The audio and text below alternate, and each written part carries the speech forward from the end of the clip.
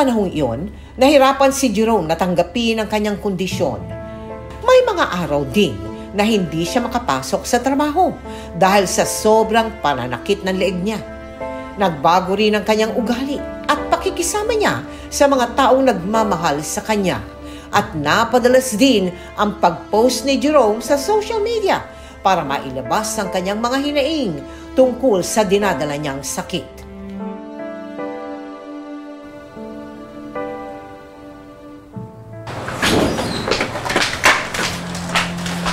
Jerome, ano to, ha? Ano yan?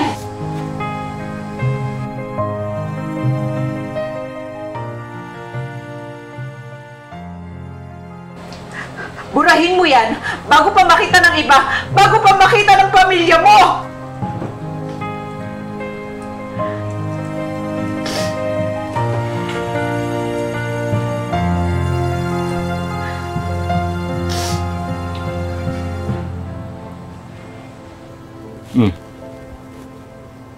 Deleted na.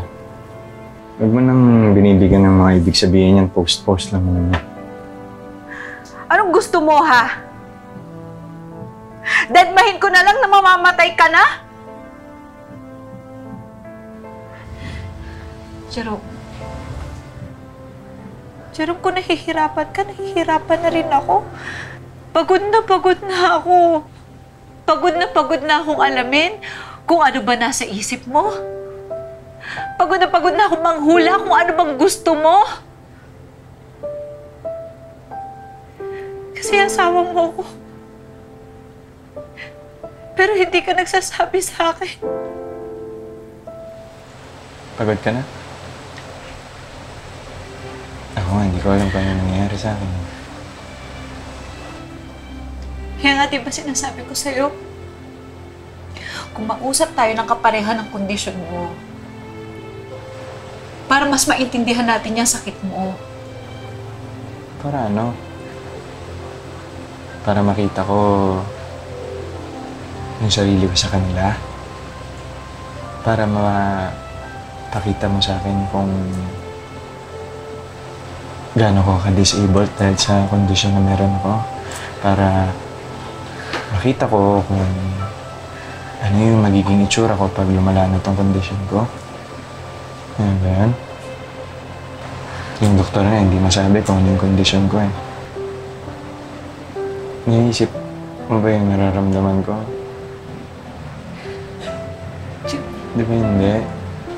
Kahit kailan, hindi na masasagot yung tanong ko. Paano bukas kung hindi na ako makapagsalita? Kung hindi ko na masabi sa'yo kung gaano kita kamahal. Ano mo ba kung gaano kasakit yun?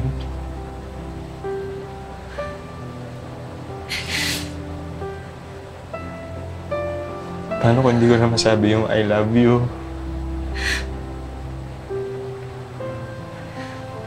Alam mo ba kung anong pakiramdam nun? Paano kung mawalan na ako ng kontrol sa katawan ko? Paano ka? Paano kung ipagpalit mo ako? Hindi mo ba naisip ko yun? Paano ako magtatrabaho? Paano ka? Paano ako? Paano yung pamilya natin? Kasi nga wala na, di ba? Kasi hindi na ako babalik sa dating ako. Naintindihan mo pa? Masisisi mo ba ako na nagpo-post ako ng ganun? Hindi. Kasi hindi mo alam kung anong nararamdaman ko. Hindi. Jerome,